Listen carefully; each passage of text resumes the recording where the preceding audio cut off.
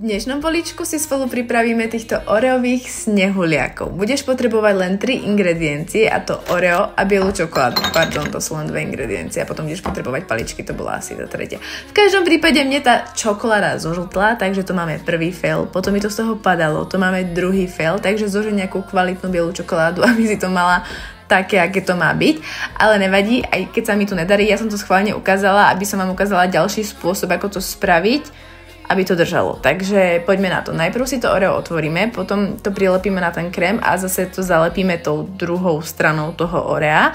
No a potom, keďže tá čokoláda bola žltá, tak som proste improvizovala z toho, čo som mala doma, a to bol práškový cukor s mliekom, moc to nevyšlo, ako môžete vidieť, ale ešte som to zachránila trošku kokosom, hej, akože to som na seba pyšná, dáš to stuhnúť do chladničky a voilà, máš hotovo. Je to extrémne sladké, ja nemám rada bielu čokoládu, preto sa tvárim, že to nechcem ochutnať. V každom prípade je to predtým,